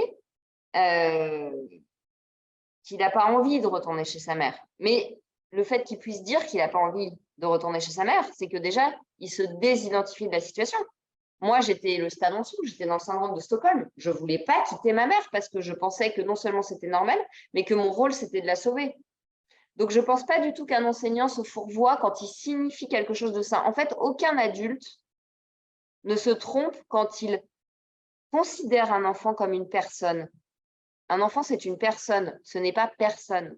Et quand on les considère comme des personnes, qu'on les respecte, qu'on leur montre l'exemple du respect, de toute façon, on leur fait du bien. Même si à côté, ils vivent un enfer à la maison, ils ont dans la tête qu'autre chose est possible. Donc, ils ont de l'espoir et donc, ils vont avoir envie d'aller vers quelque chose de bon. Sinon, comme ils penseront qu'il n'y a que ça qui existe, ben, ils se prendront inconsciemment, ils choisiront un conjoint violent ou pervers, etc., etc., et ça n'en finira pas. Donc, faut pas avoir peur de leur montrer. C'est comme si vous disiez, bah oui, mais lui, il vient d'un milieu modeste, alors si pendant les vacances, il voit des choses formidables, il va être encore plus malheureux. Mais c'est peut-être de cet écart qui va naître la motivation d'aller vers autre chose aussi. Et l'enfant maltraité, il faut comprendre qu'il n'a pas envie de quitter son parent. Donc, il faut lui montrer autre chose pour qu'il puisse avoir envie d'y aller. Nous faisons un petit pas de quelques années. Vous avez 13 ans. Ce n'est ni la première ni la dernière fois que des parents déments jettent un enfant aux flammes. Et j'ai longtemps brûlé, psychiquement et physiquement, à en perdre le sommeil et le plaisir de vivre. Quand j'avais 18 ans, 25 ans, 33 ans même. Et peut-être pour expulser ce mal d'une mère qui brandissait sa mort comme unique et irréfutable argument pour qu'on se plie à tous ses caprices. Ce soir, par exemple, il se menace de mort, comme cela arrive régulièrement. Je suis seule en bout de table. Elle regarde côté fenêtre et papa côté porte. D'ailleurs, maman nous fait croire qu'elle va se défenestrer, alors que papa m'inquiète, parce qu'il a tendance à aller s'enfermer au fond de l'appartement. Assez significatif comme plan de table. Alors, on voit que là, vous êtes plus dans l'adolescence avec un ton évidemment un peu cynique. Et évidemment, on note que la maman qui veut se défenestrer, vous avez compris que ça ne se passera pas. Et vous jouez de cela avec le fait que ce n'est pas ça qui vous inquiète, c'est papa qui va s'enfuir au fond de l'appartement. Évidemment, on imagine qu'à 13 ans, on a déjà 5, 6 ans, 7 ans de vie de maltraitance. Je n'étais pas libérée de la peur qu'elle se défenestre, parce que c'est juste après, elle m'a emmenée de force vivre avec elle et on habitait au 7e étage et j'étais terrifiée pendant les heures de cours au lycée. En plus, j'étais dans un établissement d'élite, donc où j'avais une double source de pression. Parce que ça faisait partie du modèle de la famille. Il fallait mettre les élèves les enfants dans des grands lycées. Et j'avais peur à chaque fois que je rentrais du lycée, en fait, qu'elle se soit foutue par la fenêtre. Donc, j'étais pas libérée encore à 13 ans. J'étais pas encore libérée à 13 ans de cette peur de son suicide. Par contre, oui, j'avais tout autant peur, effectivement, que mon père s'enfuit. Ce qui s'est produit d'ailleurs. Et ce qui est significatif dans le plan de table, c'est que je suis au milieu. C'est-à-dire que moi, je suis la médiatrice, quoi. Je suis leur thérapeute de couple réduite à l'impuissance, quoi. Je suis la thérapeute en échec avec mes parents, parce que évidemment que je suis en échec puisque ce sont mes parents, ce ne sont pas des patients, donc ça n'est pas mon rôle. Mais j'étais vraiment assignée dans ce rôle de… Il y avait un espèce de jeu de ping-pong pervers entre mes parents où ils me donnaient tous les deux le rôle de la médiatrice en me faisant échouer. C'est-à-dire qu'on me demandait de traduire les paroles « va dire à ton père que »,« va dire à ta mère que ». Et à chaque fois, j'étais accueillie comme l'autre aurait été accueilli s'il s'était déplacé de lui-même. Bon, au bout d'un moment, on arrête d'être masochiste, puis on les laisse se démerder. C'est ce qui est troublant dans cette forme, dans cette phrase, ce texte, c'est qu'effectivement, on sent que vous avez 13 ans, mais que vous avez, c'est pas conforme aux années de maturité, puisqu'on ne peut pas imaginer que vous puissiez penser ça si vous aviez évolué dans un environnement, on va dire, plus bienveillant. Et on sent tout le poids de ces années et ça nous évoque plusieurs questions qui sont également revenues. Est-ce qu'il est possible, avec ce travail que vous avez fait en écrivant le livre, d'avoir une visibilité, en fait, des séquelles d'une telle maltraitance qui démarre très petite et qui ne s'arrête presque jamais, finalement Qui s'arrête quand vous dites que c'est fini, vous ne la voyez plus, en fait, cette femme. Et en fait, elle continue à essayer de manipuler mon père, etc. Mais moi, comme moi, j'ai fait ma part du job, je vis en ayant accepté et en étant OK avec le fait que mon père ne fera que le chemin qu'il peut faire et que le bout de chemin qu'il peut faire n'est pas très énorme et qu'il n'est pas en capacité de faire plus et que finalement, il préfère être malheureux et manipulé que garder une belle relation jusqu'à la fin de sa vie avec sa fille unique. C'est pas très agréable, mais quand quand on a bossé sur soi et qu'on arrive à s'aimer et à se respecter, on peut le porter, on peut le gérer. Pourquoi? Parce qu'on a aussi développé un lien avec ses enfants, un lien avec ses amis, un lien à l'époque avec mon mari, même si j'ai divorcé, ce n'est pas pour autant que ce mariage n'a pas été une belle histoire.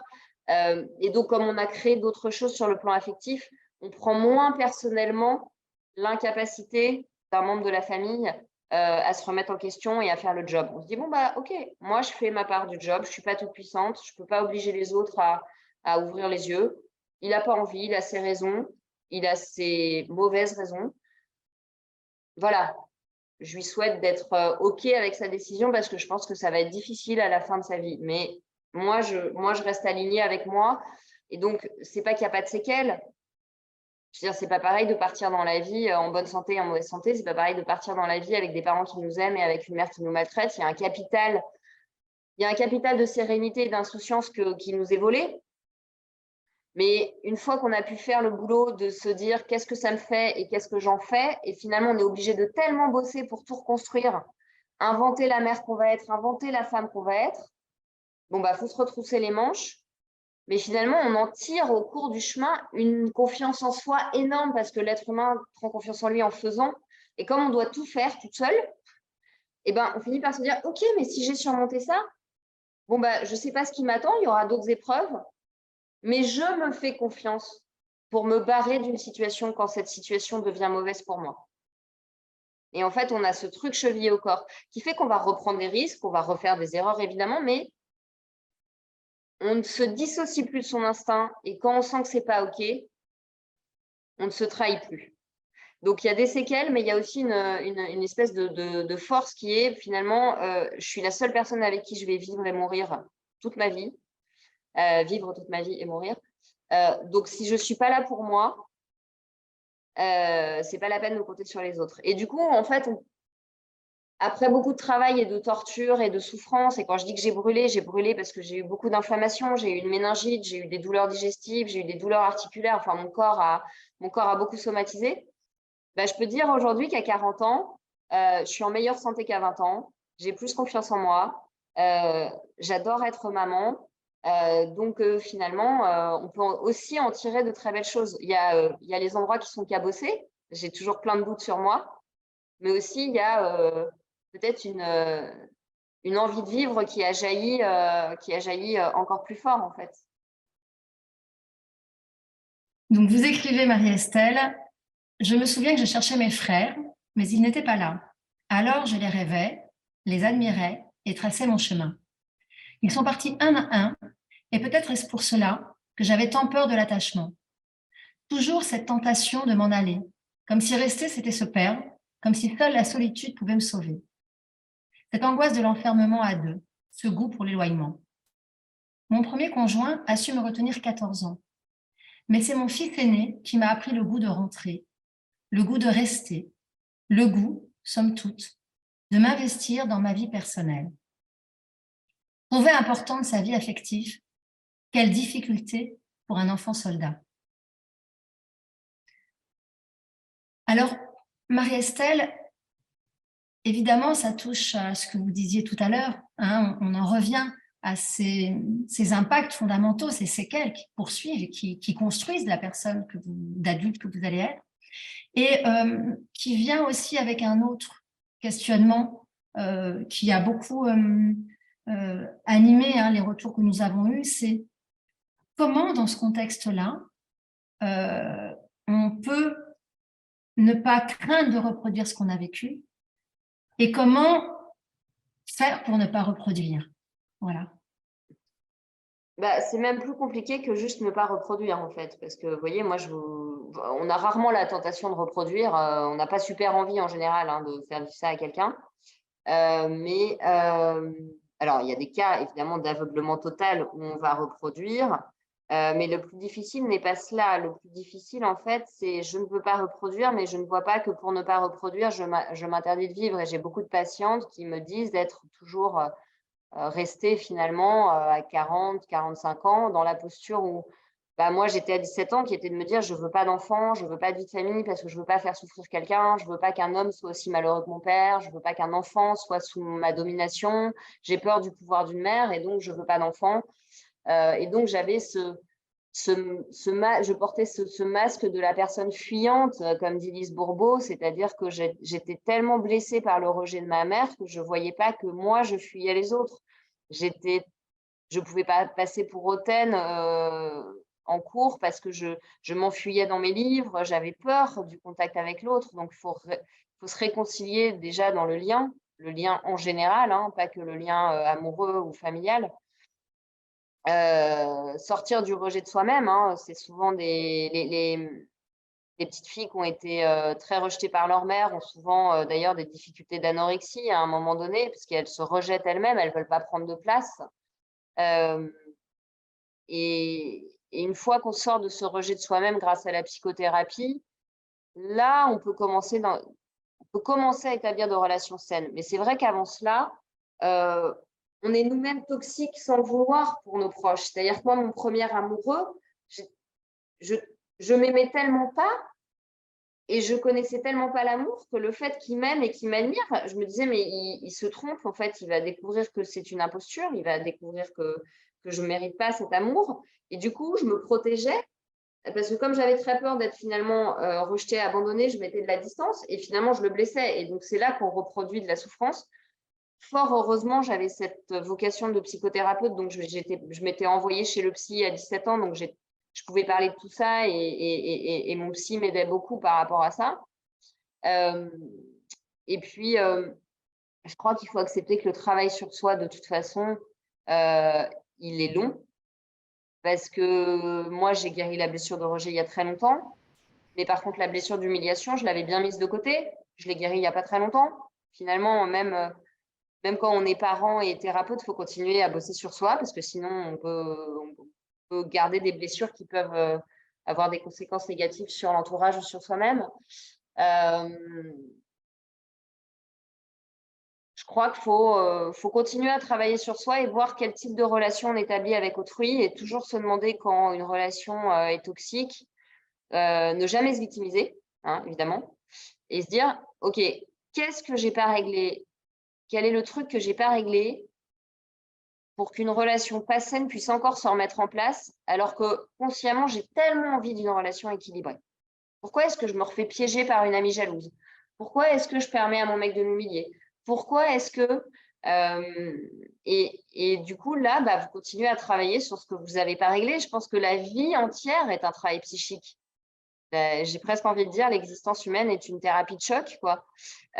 Donc, voilà, c'est... sentir quand nos liens affectifs à l'autre sont guidés par le désir de l'altérité et pas guidés par la blessure ou la peur. Et très souvent, d'ailleurs, quand on a vécu ces histoires de carence affective, on crée des couples où on est blessure contre blessure. C'est-à-dire qu'il y en a un qui n'a pas guéri sa blessure de rejet, l'autre qui n'a pas guéri sa blessure d'abandon. Et donc, il y en a un qui est dans le syndrome du sauveur. Et puis, bah, si on bosse sur soi, on finit par être avec l'autre pour les bonnes raisons et à bien choisir l'autre aussi avec qui on a envie d'être. Ça prend du temps de s'aimer, mais c'est possible. Moi, aujourd'hui, je ne dis pas que je n'ai pas des doutes sur moi, mais je suis bien avec moi. Enfin, je suis OK avec moi, en fait. J'accepte mes limites, j'accepte mes failles, j'accepte que j'ai des défauts, mais je me dis, bah, finalement, si je me rencontrais, j'aurais peut-être envie d'être ma copine parce que je m'aime bien. Je confirme, Marie-Estelle. Merci, Sophie. Alors, vous avez écrit que tout ce travail, hein, évidemment, qui prend des années, comme vous venez de nous le dire, c'est aussi un travail qui est motivé par votre situation de mère. Hein. Vous êtes devenue maman, une heureuse maman de 3 enfants maintenant. Et vous écrivez, pour mes petits, pour être une mère à la hauteur, une professionnelle cohérente, je devais parler pour arrêter de somatiser. Me laver de la haine en élaborant le traumatisme me permettait d'habiter pleinement les 3 femmes en moi, l'amante, la mère, la professionnelle. Waouh! Alors, Quel vous chemin savez, parcouru. quand mes patientes me disent « je veux pas d'enfant », quand elles ont ces histoires-là, je leur dis « je crois aussi que vous pressentez que le moment où on devient mère et où on a un enfant, vu ce qu'on ressent pour notre enfant, on se prend dans la gueule tout ce qu'on a perçu de notre mère. Et c'est la thérapie la plus décapante qui soit de devenir mère. Parce que le regard et la vulnérabilité de votre enfant vous renvoient à votre enfant intérieur. Et la préoccupation que vous avez pour lui vous fait mesurer à quel point vous avez été négligé. Et c'est vrai que quand je mets côte à côte la charmante réaction de ma mère quand j'ai failli mourir d'une méningite à 31 ans et que mon fils aîné avait 3 ans et qu'elle est allée raconter à tout le monde que j'avais fait exprès d'avoir une méningite pour ne pas m'occuper de mon fils, ce qui est balèze parce que je peux simuler un mal de ventre, mais simuler une méningite, c'est quand même pas évident. Enfin, je suis flattée d'être une bonne actrice à ses yeux. Et que je mets à côté de ça ce que je peux ressentir, ce qui se passe en fait à la maison avec les enfants, comme on rigole, comme on aime se faire des câlins, comme c'est joyeux, comme c'est léger. Je me dis, mais comment mes parents ont pu réussir à ce point à faire un truc glauquissime? Comment c'est possible de prendre du plaisir à raconter que sa fille fait exprès d'être malade? Mais enfin, j'ai presque envie de dire, il faut vraiment se faire chier dans la vie quoi, pour raconter des trucs pareils. Et du coup, c'est vrai que le moment où on devient parent est vertigineux parce qu'on vit un truc tellement fort, tellement dingue, tellement responsabilisant, tellement flippant et en même temps tellement joyeux. D'ailleurs, je le dis dans le livre, je dis que la nuit où j'accouche de mon fils aîné, c'est la première nuit de ma vie où je me repose. Parce que j'ai mis au monde un enfant et que donc les autres ne peuvent plus venir me faire chier. Ma mère ne peut pas venir, je suis à la maternité, je suis protégée. Et c'est vrai qu'il y a un écart qu'on découvre à ce moment-là. Donc, c'est vertigineux, mais en même temps, dans mon cas à moi, la maternité a participé de ma guérison parce qu'elle m'a fait découvrir en moi que j'avais la ressource pour donner des choses que je n'avais pas reçues. Et ça, c'est quand même vachement sympa. Et donc, vous l'écrivez, hein, vous avez survécu à une mère maltraitante. C'est vrai que dans votre livre, je redis, hein, qui est assez universel, hein, on s'interroge, on se dit, mais est-ce que c'est possible quand on n'est pas psychothérapeute quelque part de faire ce chemin-là? Alors c'est vrai que votre livre nous y aide, évidemment, mais quels conseils donneriez-vous pour survivre justement quand on n'a pas cette connaissance qui est celle de votre métier par rapport à une situation comme vous venez de la décrire, qui est effectivement une situation de maltraitance qui dure, qui est très longue et qui impacte toute la vie d'adulte, bien sûr. Bah, le premier conseil que je donne, c'est de ne compter sur personne parce qu'il est fort probable que vous vous heurtiez à des gens qui ne comprennent pas, qui n'ont pas envie de comprendre, qui vont vous dire, et même des thérapeutes, hein, combien de psys vous disent « Oh, mais votre mère, elle a fait ce qu'elle a pu. » Ah non, non. Moi, je dis à mes patients, quand j'entends des victimes d'inceste qui me disent « Oui, mais il y a un psy qui m'a dit que, bon, à l'époque, on ne savait pas, et puis ma mère, elle n'était pas consciente. » Je leur dis « Non, non, mais en fait, vos parents, ils n'ont pas fait ce qu'ils ont pu. » On ne peut pas dire à un patient, on ne peut pas dire à quelqu'un, tes parents ont fait ce qu'ils ont pu quand ils ont été maltraités. Donc, n'acceptez pas qu'on remette en cause votre vérité. Voilà, respectez-vous. Vous ne pourrez pas forcément tout de suite être compris. Vous ne pourrez pas forcément tout de suite trouver le soutien dont vous avez besoin. Mais d'abord, le soutien, il n'est pas là où on croit. Vous ne le trouverez peut-être pas chez vos frères et sœurs, vous ne le trouverez peut-être pas dans votre famille. Moi, mes cousins avaient une image de moi épouvantable parce qu'évidemment, ma mère n'arrêtait pas de diffamer. Mais j'ai trouvé des ressources chez des profs, j'ai trouvé des ressources chez des parents d'amis qui me voyaient passer et qui sentaient qu'il y avait un truc qui n'allait pas. J'ai trouvé des ressources avec mon premier amoureux qui est devenu mon mari. Et donc, il faut d'abord vous dire, OK, je ne peux pas maîtriser le temps que ça me prendra que les autres me comprennent, je ne peux pas maîtriser les rencontres que je fais, mais par contre, il y a une personne dont je peux décider que je suis sûre de pouvoir lui faire confiance, c'est moi. Et donc, moi, je ne trahis plus mon ressenti. Je ne me culpabilise plus de ce qui m'est arrivé. Et je ne m'identifie plus à ce qui m'est arrivé. Je ne suis pas Marie-Estelle, la petite fille maltraitée. Je suis Marie-Estelle devenue femme qui a vécu cela, mais qui n'est pas réductible à cela.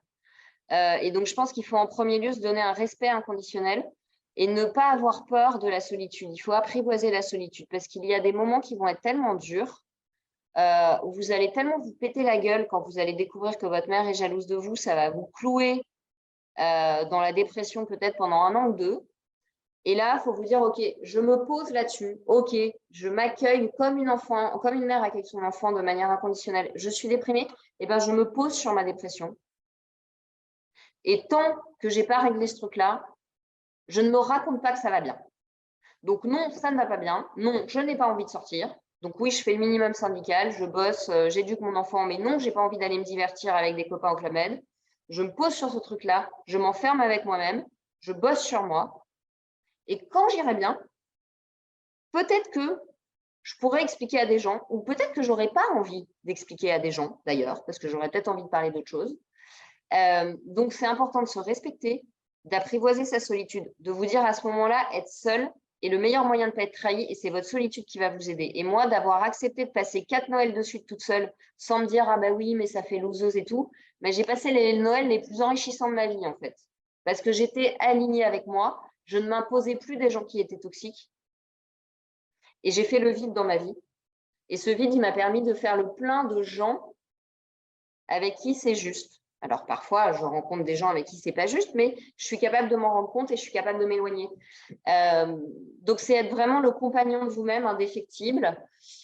Aller vers ce qui vous nourrit sans vous demander si vous devez vous justifier, d'avoir besoin de voyager. Moi, j'ai voyagé, j'ai fait beaucoup de sport. Peut-être que vous avez besoin de la musique, peut-être que vous aimeriez voyager, vous n'avez pas les moyens, mais vous avez besoin d'aller faire de la randonnée avec des gens que vous ne connaissez pas. En fait, à un moment donné, il faut vous permettre des choses. Parce que c'est dans ces choses inattendues et qui vous paraissent peut-être bizarres que vous allez rencontrer votre enfant intérieur et que vous allez pouvoir lui dire, OK, tu as vécu de la merde, mais maintenant, je suis à côté de toi, je t'accompagne.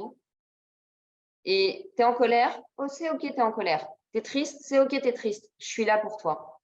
Et plus vous allez vous donner de l'amour, vous allez voir, plus vous allez rencontrer des nouvelles amitiés qui sont bienveillantes et qui ne sont pas sur la tonalité de la jalousie, etc. Merci Marie-Estelle.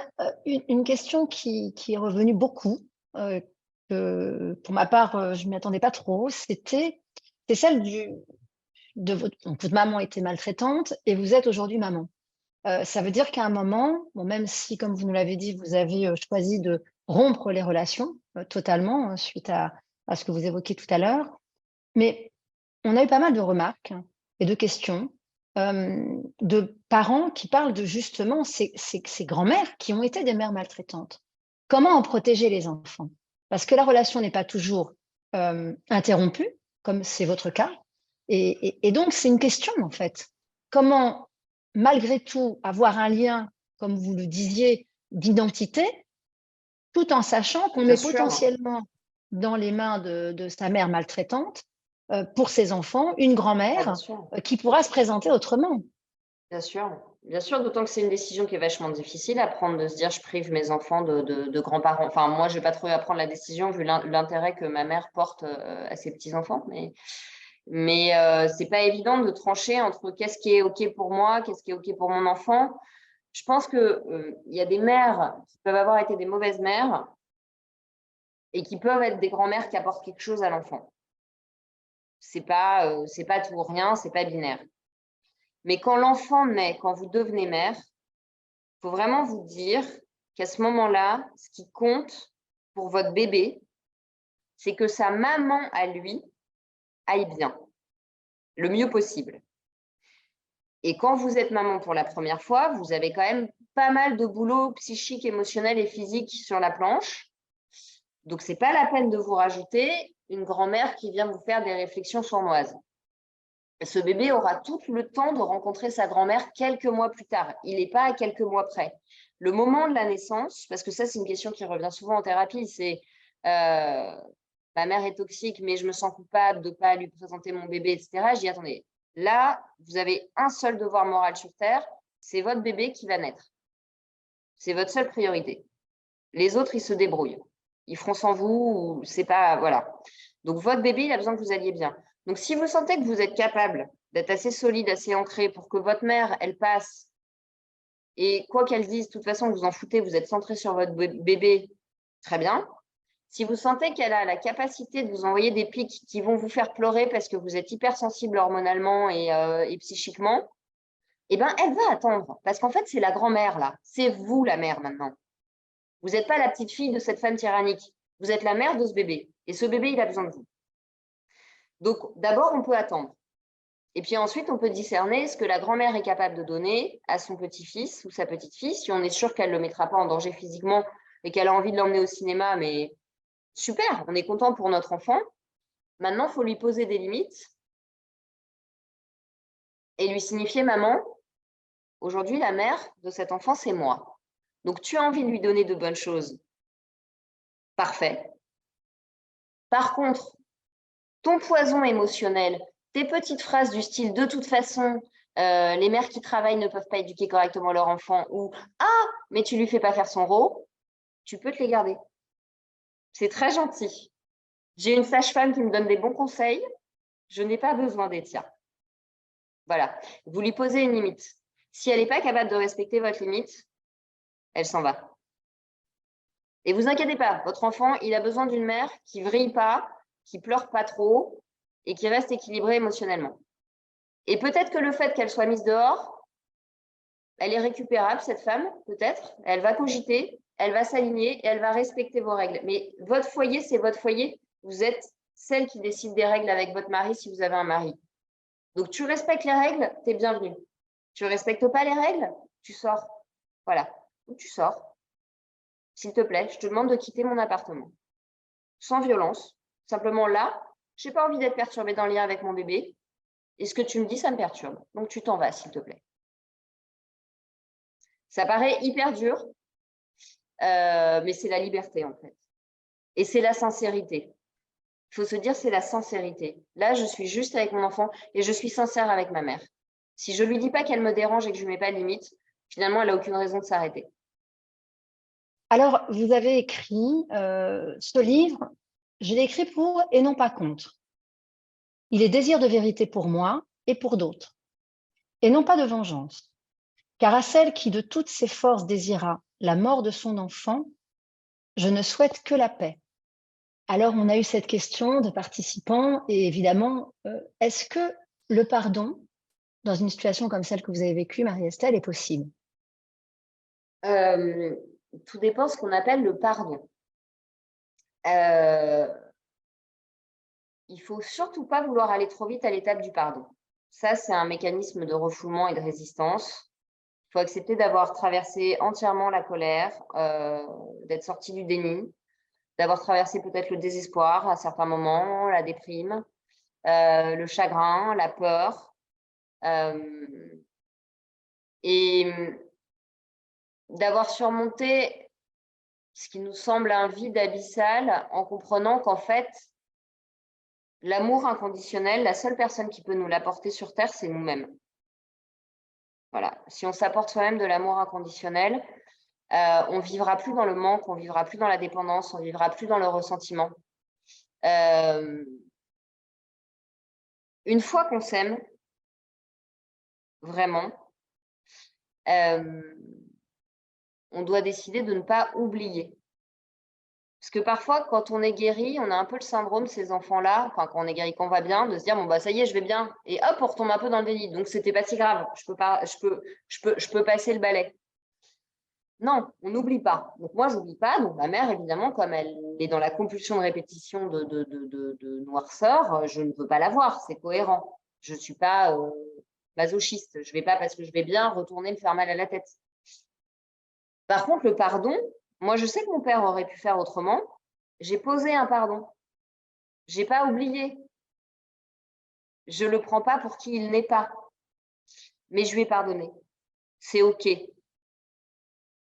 C'est OK, c'est-à-dire, il n'est pas à mes yeux un exemple de père, mais je lui ai pardonné ce qu'il m'a fait. Et ma mère, d'ailleurs, pendant très longtemps, j'ai pardonné. Je disais à mon père, mais moi, j'ai pardonné à maman. Le problème n'est pas le passé. Le problème, c'est que dans le présent, plus je lui pardonne, plus elle m'agresse. Donc, je crois que ces gens-là, ce n'est pas une question de pardonner, c'est une question de démasquer leur très grande perversité, de les mettre hors d'état de nuire dans votre vie autant que possible. Alors, bon, ils vont dire du mal, ils vont faire chier sur des histoires d'argent ou de vacances, mais en fait, on s'en fout parce qu'on construit sa vie le plus loin possible d'eux.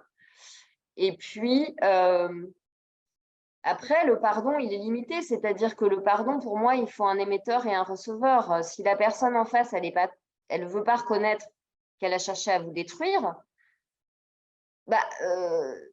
votre pardon n'a pas vraiment de sens. C'est-à-dire que vous pouvez toujours avoir envie de la pardonner. De toute façon, elle est encore dans la maltraitance en déniant ce qu'elle a fait. Donc, moi, ma mère, je lui veux pas de mal. En ce sens-là, j'ai pardonné, c'est-à-dire je suis pas dans la vengeance. Je lui veux pas de mal. Je lui souhaite pas de tomber malade. Je lui souhaite pas de souffrir.